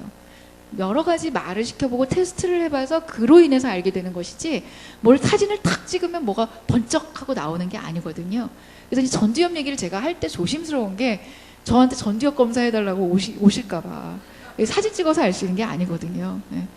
여러 가지에 이제 한 두세 차례에 걸쳐서 검사도 하고 얘기도 해보고 그동안 행동에 여러 가지의 면면을 다 들어보고 그래야 전두엽 기능이 조금 미숙한 친구, 완전히 그래도 그쪽은 많이 문제가 없는 친구, 이제 그렇게 나눠지게 되는 겁니다. 네, 다음이요. 그래서 전두엽은 이 부분에 해당이 되는 것이다. 전전두엽이라고 또 있어요. 이거 오타가 아니에요.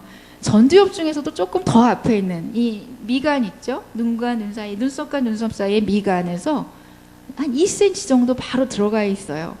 미간에서 2cm 정도 더 깊숙이 들어가 있는 바로 앞에 나와 있는 그 뇌가 이제 물론 이 그 두개골은 뚫어야 되겠죠. 두개골 속에 들어가 있는 바로 그 가장 앞에 있는 바로 이 눈 바로 위에 있는 이 전두엽이 바로 전전두엽이다. 전두엽 중에서도 전방에 있다. 그래서 전전두엽이라고 하는데 그 부분이 바로 실행 기능을 담당하고 충동을 억제하고 플래닝, 계획을 세우게 만들고 정리를 하게 도와주고 그렇습니다. 그 부분이 완성이 잘 안 되면 애들이 막 혼란스러워요. 정리도 잘 못하고 집도 막 방도 막 자기 방도 막 어지러져 있고 물론 어질고 막 청소 안 하는 게 다 전두엽의 문제는 아니지만 뭐 그런 아이들 너무 많죠. 근데 그게 어느 정도 나이가 들어가는데 지시를 했는데 불구하고 잘 안 되는 게 바로 이 또래 아이들이다. 그래서 이때는 어머님이 전두엽 역할을 좀 해주셔야 된다라는 얘기입니다. 다음. 그래서 피질의 발달은 어느 정도 나이가 들어야 된다. 그러니까 이제 해야 될 과제는 너무 많지, 친구도 신경 써야 되지, 선생님도 이 사람 저 사람 너무 막 바뀌어서 들어오지, 청소년기가 되면 너무나 머리가 막 복잡해지거든요, 애들이. 그러니까 이때는 전두엽의 기능이 더 많이 요구되는 시기인데 이때 그게 초등학교 3학년 정도의 전두엽을 갖게 되면 문제가 생기는 거죠. 머리가 나쁜 게 아니에요. 그거는 머리의 문제가 아닙니다. IQ하고는 상관이 없어요. 집중력이나 충동 억제력은 IQ와는 조금 별개의 문제예요. 그러다 보니까 거기서 이제 문제가 생기기 시작하는 거예요. 난이도가 어려워지고 양이 많아지면서 아이들이 문제가 돼서 병원에 이제 데리고 오시는 경우도 가끔 있다는 얘기입니다. 다음. 네, 다음. 전두엽 발달로 인해서 생기는 좋은 현상과 나쁜 현상. 그러니까 나쁜 현상부터 먼저 말씀을 드리게 되는데 약간 거짓말을 하게 됩니다. 근데 이것도 아이들 입장에서는 자기가 나름대로 어떤 그 공경을 빠져나가기 위한, 극복하기 위한 하나의 수단이에요. 문제 해결 수단입니다. 그 상황을, 위기를 그냥 모면하기 위한 수단으로서 거짓말을 하는 아이들이 있어요. 그거를 갖다가 이 아이가 엄마를 속이고 그렇다고 그래서 너무나 막 애를 엄청나게 체벌을 한다든지 엄격하게 비난을 한다든지 이제 그러면 조금 문제가 될 수 있겠죠. 너무 이제 그런 부분들을 나무라면 안 되시고요. 아, 얘가 전두엽이 이제 잘 발달하려고 이렇게 폼을 잡는구나. 그렇게 이해하시면 될 것 같고요. 다음. 농담도 이제 할 줄 알아요. 자기를 들여다보면서 자기의 이렇게 배가 막 이렇게 뱃살이 좀 두둑하면 엄마 나 이거 비계 같지? 돼지 비계 같지? 막 그러면서 이제 같이 막 엄마하고 웃고 그래 비계 같다. 막 그러면서 그 전에는 아이들이 자기의 어떤 약점을 갖고서 농담하는 게 안 돼요. 근데 이쯤 되면 농담도 청소년들하고는 할 수가 있게 되고 아이하고 그런 걸 소재로 유머도 구사하게 되고 이제 그렇게 되는 것이죠. 그래서 이제 개그맨들이 자기의 어떤 신체적인 약점이나 모습을 가지고 개그 소재로 삼는 경우가 많잖아요. 요새 이제 잘 나가는 개그맨도 이제 그런 개그맨이 많은데 그런 경우도 이 메타코그니션, 초인지가 굉장히 발달되어 있기 때문에 그래요. 이게 다 전두엽의 기능입니다. 그래서 개그맨들이 이제 머리가 좋고 참 똑똑한 사람들이 많다. 뭐 그런 얘기 하잖아요. 그게 그만큼 자기를 조금 동떨어져서 쳐다보는 능력이 뛰어난 사람이다. 고지식한 사람 같으면요. 개그맨 죽었다 깨나도 못해요. 어떻게 자기의 그 약점을 갖고 그걸 유머의 소재로 삼는 건 용납이 안 되죠. 고지식한 사람들은. 고지식하다는 건 융통성이거든요. 융통성이 결여되어 있다는 것인데 그런 부분들이 다 전두엽의 기능입니다. 예, 다음. 예, 다음. 네.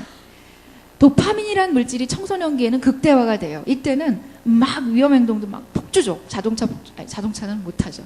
오토바이, 스쿠터, 이제 막 그런 거, 담배, 술 그런 것도 호기심이 막 극대화되는 시기예요. 도파민이라는 물질이 막 쾌락을 추구하게끔 만드는 거예요. 그래서 인터넷 게임, 막 스타크래프트, 막 속도 빠르고 뭐 막 총 쏘고 그런 것들 그 게임을 가지고 아이들이 도파민이라는 물질 때문에 영향을 받다 보니까. 뭘 게임을 한번 했더니 자기의 뇌가 막 엄청나게 쾌락의 뇌로 바뀌거든요. 그러니까 자꾸 그걸 행동을 또 하게 되고 그렇게 되는 겁니다.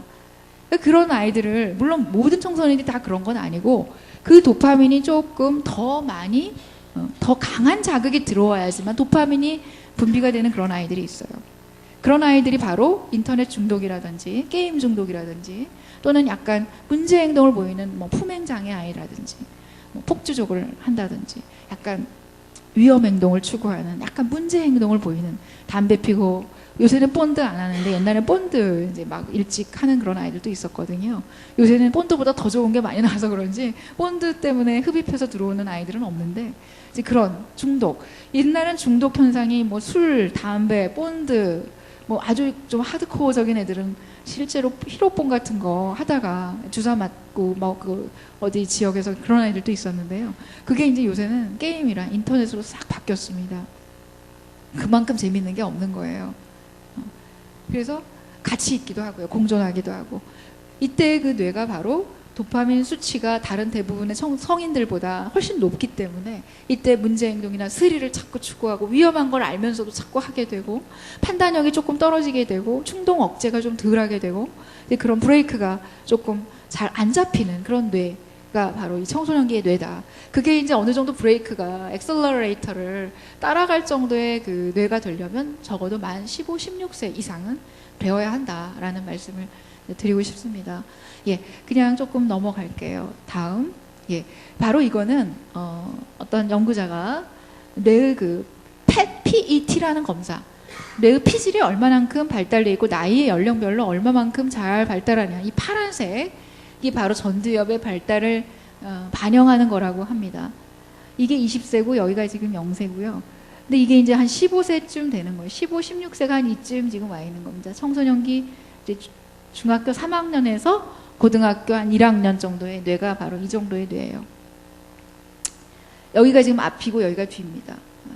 여기가 앞이고 뒤인데 보세요. 전두엽이 그래도 파래지는 시기가 15, 16세는 되어야 된다는 거죠.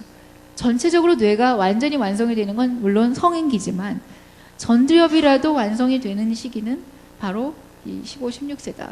근데 요 전에 요 아이들이 바로 이 전두엽이 아직도 노릿노릿하죠. 아직도. 그러니까 제대로 지금 이 뭔가 전두엽이 완성이 지금 안 되는 거예요. 그러다 보니까 이런 굉장히 문제 행동. 그래서 청소년기에 좀 정신과적인 얘기를 약간 드려서 죄송하지만 어떤 조울병이나 우울증이나 정신분열증 같은 그런 병이 발병이 많이 되는 시기이기도 해요. 이때 급변하는 어떤 뇌의 변화가 오기 때문에 그걸 못 견디고 취약한 어떤 성향의 아이들이 그때 확 무너지게 되는 경우가 종종 있습니다. 임상에서는. 그래서 이때 아이들의 그 정상적인 모습도 굉장히 왔다 갔다 하고 모순적이고 또 자기 감정 억제 잘 못하고 화도 많이 내고 독립적인 걸 추구하다가도 의존적이 되고 이제 그런 시기가 바로 이때다라고 생각하시면 될 것 같습니다. 다음.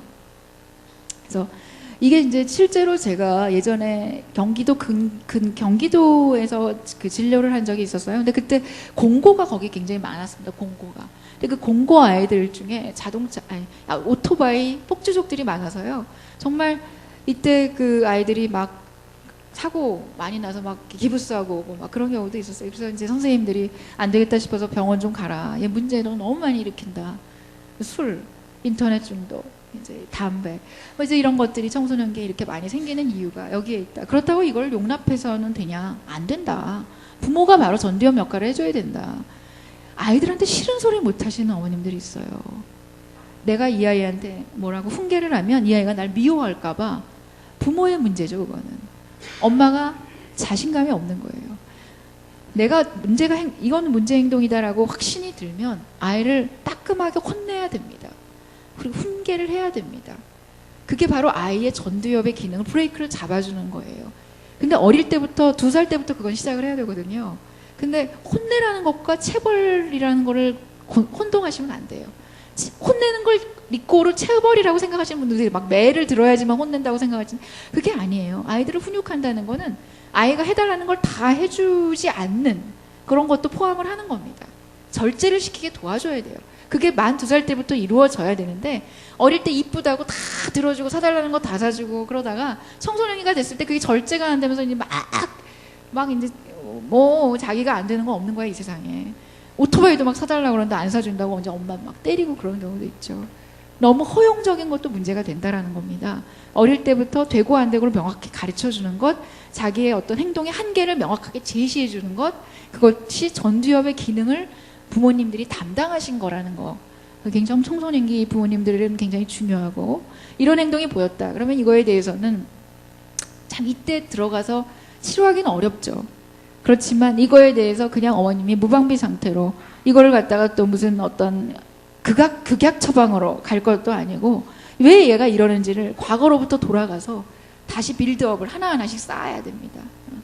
네가 도대체 언제부터 이렇게 됐는지를 의사 선생님 전문가하고 잘 상담을 해서 이 아이의 마음에 구멍이 뚫린 그 부분을 찾아 들어가서 핵심적인 문제를 찾아 들어가서 그거를 채워야 돼요. 그러지 않고선 저 문제 해결이 안 돼요. 요 행동만 보여지는 이 담배 피고 술 마시고 게임하고 인터넷 게임 한다고 그래서 게임 요새 회사에다가 뭐 차단하고 뭐 정부에서 뭐 셧다운 제도 뭐 별별 거 하지만 그거 절대 실효성 없습니다. 저희들은 그런 거 가지고 전문가들은 늘 얘기를 하거든요. 원인을 찾아야 되는데 얘가 왜 이렇게 게임밖에 재밌는 게 없게 됐을까?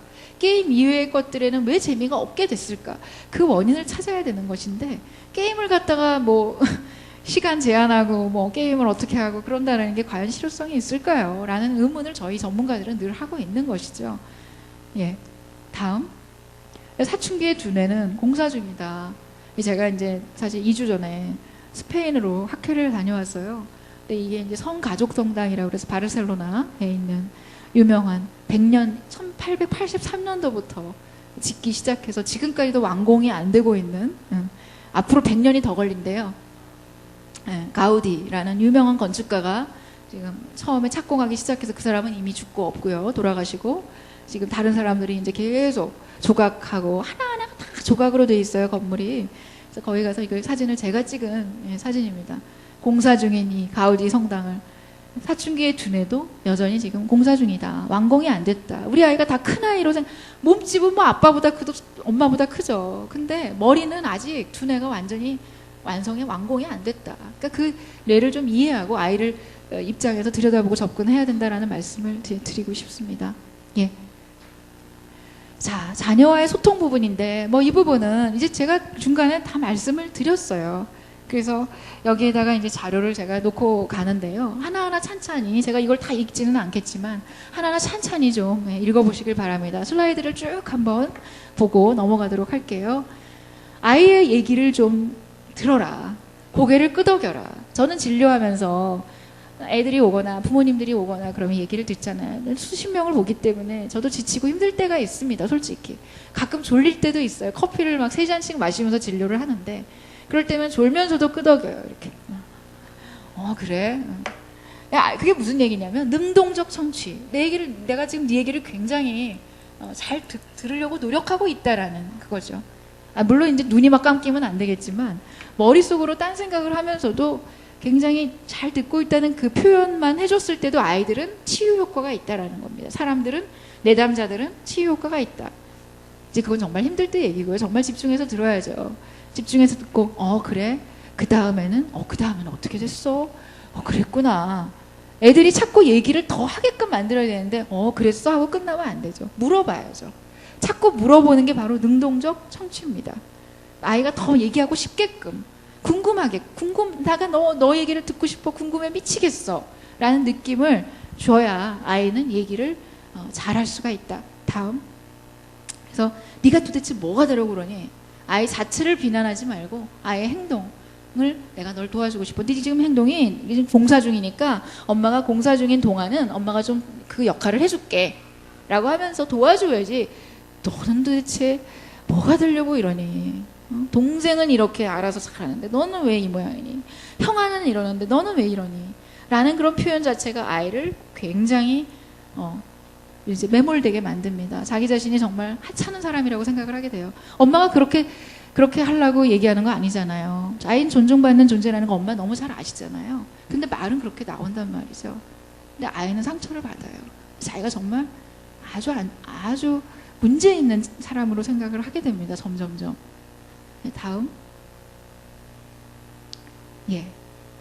좀 아이의 그 영역을 좀 인정해줘라. 한계와 규칙을 설정해라. 라는 것이고요. 다음. 그래서 10대 청소년들을 대하는 일반적 원칙. 다음. 아이들의 그 관심사. 저희 큰애는 아이유를 무척 좋아해요. 정말 무지무지 좋아해요. 그래서 카카오 스토리로 저한테 친구 신청을 했는데 웬 어떤 아이유 짜옹이라는 아이디를 가진 웬 이상한 사람이 저한테 친구 신청을 했길래 도대체 얘가 누구지? 라고 봤더니 제 아들인 거예요. 지 이름을 안 썼더라고. 아이유가 아이유가 왜 그렇게 좋아? 이뻐? 아이유가? 그랬더니 엄마 내가 걔를 예뻐서 좋아하겠어? 노래를 잘하잖아. 아이들이 벌써 이제 그 단순한 걸로 사람을 좋아하는 시기가 아닌 것이죠. 그래서 제가 얘를 참 대하기가 편해요. 왜냐면 이제 그 환심을 사려면 아이유와 관련된 앨범, 아이유 뭐 포스터 그런 것만 사주면 아이의 환심을 사기가 참 편합니다. 그래서 아이의 관심사를 이해하면 아이하고 소통하기가 굉장히 편해져요. 아이의 일기장을 막 들여다볼 필요는 없고요. 굳이 문자 메시지 정도는 가끔은 잘 때 살짝씩 확인해 볼 필요는 있는데 아이의 친한 친구가 누군지, 그룹은 어떻게 되는지, 따돌림은 당하고 있지 않은지, 여가 시간에 뭘 하고 노는지, 도대체 얘가 좋아하는 영화의 장르는 뭔지. 우리 아이는 공포 영화를 좋아해요. 공포 영화를 같이 보러 갔다가 제가 막 눈 가리고 있으니까 제 손을 꽉 잡아주더라고. 엊그제는. 그래서 제가 너무나 얘가 언제 이렇게 컸어? 이제 그렇게 느끼게 됐는데요. 그러다가도 이제 또 용돈 달라고 짜증내고 이제 뭐 그럴 때가 있죠. 이제 그 애들이 참 이게 왔다 갔다 합니다. 연구해야 돼요, 아이에 대해서. 다음. 이거 우리 둘째가 그린 뇌 그림이에요, 자기의 뇌. 공천지죠, 공천지. 집안도 지금 공천지예요. 길 가다가 다 헤어진 테니스공 같은 것만 있어도 다 주워요. 이거 갖고 놀겠다 그러지. 방에서 벽을 막 팡탕 치면서 공을 가지고 놉니다. 공책에다 가위표 짝짝. 우리 아이가 이렇습니다. 아, 네가 이렇게 공부가 싫구나. 알았어. 그래, 알았어. 이제 그렇게 되는 것이죠. 다음, 독립성도 인정하고요. 자유, 한계를 명확하게 제시해도 그 안에서만큼은 사소한 거 갖고 스트러글 하지 말자는 거예요. 이 색깔은 너한테 안 어울려 라든지, 다른 애들은 다 이거 입고 가는데 넌 왜 이거니? 그런 거 갖고 싸울 필요가 없어요. 중요한 것만 얘기하세요. 중요한 한계를 명확하게 설정해 줄수록 그 안에서는 마음대로 하게끔 뭘 선택하든 이건 네 결정이야. 운동? 저한테 물어봐요. 피아노가 좋아요? 바이올린이 좋아요? 첼로가 좋아요? 테니스가 좋아요? 뭐 축구가 좋아요? 뭐가 좋아요? 애한테 물어보세요. 왜 저한테 물어보시냐고. 애한테 물어보시라고. 애가 좋아하는 거 시키면 됩니다. 뭐가 좋은 거 없어요. 전문가들이 얘기하는 뭐가 좋다는 거 없습니다. 애가 좋아하는 예체능은 뭐든지 애 입장에서 애가 좋아하는 거를 선택하게끔 도와주자. 다음. 예, 다음이요. 예, 다음. 시간이 좀 지나서 제가 좀 급해졌습니다. 다음. 없어요? 예. 자, 친구가 아닙니다. 나는 우리 애하고 친구 같아. 우리 아이랑 나랑 못하는 말이 없어. 라는 부모님들 계시거든요. 그러시지 마세요. 우리는 아이들하고 친구가 아니에요. 권위를 적절히 내세우셔야 됩니다. 권위를 세우셔야 됩니다. 양육자이자 멘토이자 동반자의 역할을 균등하게 하셔야지 아이가 엄마를 올라서게 만들면 안 되죠. 그거는 한계는 명확하게 하셔야 돼요. 부모의 권위는 유지하도록. 네, 다음. 그래서 우리는 카운셀러형 부모보다는 코치형 부모가 돼야 된다. 그 코치형 부모라는 건 바로 전두엽 역할을 얘기하는 겁니다. 다음. 예. 브레이크. 아까 얘기 계속했죠. 다음. 예. 감정은 받아주되 행동은 제한해라. 굉장히 말이 이게 어려운 것 같기도 하고 쉬운 것 같기도 한데, 감정은 굉장히 그래 네가 이렇게 화가 났었던 거 알겠어. 근데 이 행동은 안 되는 거야, 아무개야. 라고 얘기해 줘야 되는 거죠. 다음. 과장되고 지나친 칭찬은 오히려 독이 됩니다. 적절하고 구체적인 칭찬을 해줘야 되고 아이의 노력에 대해서 칭찬을 해줘야 된다라는 말씀을 드리고 싶고요. 다음. 사생활 존중해야 되고 사적인 공간 인정해 주셔야 되고요. 다음. 아이의 구조를 요청하면 아이가 받아들이는데 엄마 나 도와줘, 엄마 나 힘들어, 도와줘 그렇게 구조 요청하는 친구들 없어요. 엄마 나 배가 아파, 머리가 아파, 짜증이 많아지고 잠이 많아지고 뭔가 애가 변화가 생겼어요. 그럼 애를 들여다보고 도와줘야 돼요. 얘가 왜 이러지? 사춘기인가? 잠깐 그렇게 생각할 수는 있지만 계속 그거를 그냥 방치하면 더 큰 문제가 생길 수 있기 때문에 아이의 사소한 사인들, 변화된 사인들에 민감하셔서 대처를 해주시는 게 굉장히 중요하다라는 말씀입니다. 예, 다음. 무엇보다도 더 중요한 이 마지막 슬라이드인데요. 무엇보다도 가장 중요한 건 스스로가, 우리 지금 저의 강의를 들으시러 오신 부모님들 또 조부모님들이 스스로가 행복한 부모, 할머니, 할아버지가 되셔야 된다라는 겁니다. 절대로 아이한테는 고스란히 부모의 스트레스 관리 능력까지도 봐요. 아이들은 엄마는 이러면서 왜 나한테만 뭐라고 하냐고. 엄마가 표정이 그런데 내가 어떻게 예쁜 표정을 질 수가 있냐고. 항상 행복한 자기 스트레스 관리를 잘 하셔야 되고 아이 들여다볼 시간에 자기를 행복하게 만드는데 조금 더 신경을 쓰시는 게 훨씬 아이를 더 행복하고 더 건강하게 잘 키울 수 있는 요소다. 부모가 행복해야 아이가 같이 행복해진다라는 말씀을 이제 마지막으로 드리면서 다음 슬라이드 보여드릴까요? 제가 최근에, 이거는 제가 쓴 책은 아니고요. 제가 번역을 하고 해설을 했습니다. 그리고 이거는 제가 이제 감수를 했는데, 제가 번역하고 해설하면서 내가 참 이 책을 번역하길 너무 잘했다. 내가 진짜 부모들한테 임상에서든 이런 일반 대중들에게든 하고 싶은 얘기들을 이분이 먼저 하셨더라고요. 그래서 조금 약간 좀 약간 선수를 뺏긴 것 같은 그런 아쉬움이 약간 있었긴 했지만, 내가 이 책을 해설하게 되고 번역하게 된 영광이 있었다라는 거에 굉장히 감사함을 느끼면서 여러분들께도 이 책을 권하고, 굉장히 실용적이에요. 그냥 당장 써먹을 수 있는 그 구체적인 팁들이 많이 적혀 있기 때문에 뭔가 이렇게 두리뭉실한 양육 철학서가 아니라 뭔가 이렇게 내 아이한테 당장 적용할 만한 것들이 연령별로 꽤 많이 있습니다. 그래서 좀 도움이 되시길 바라는 마음에서 이 책을 좀 소개를 드리고 싶고요. 예. 예. 그래서 마지막으로 예. 마지막 슬라이드 보여주시면서 제가 마치도록 하겠습니다. 예. 너무나 네. 감사합니다. 너무나 경청을 잘해주시니까 제가 신이 나가지고 말이 많아졌어요. 제가 말을 사실 좀 내가 아껴야지 좀 아주 성스러운 이 예배당에 와서 강의를 하는데 내가 좀 딱 핵심적인 것만 얘기하고 시간 잘 맞춰서 내려가야 되겠다고 결심을 단단히 아까 찬양 들으면서 했는데요. 또 이렇게 부모님, 어머님들 얼굴이 너무 진지하고 너무 재밌게 경청해 주셔서 들어주시니까 제가 좀 흥분을 해가지고 말이 좀 길어졌습니다.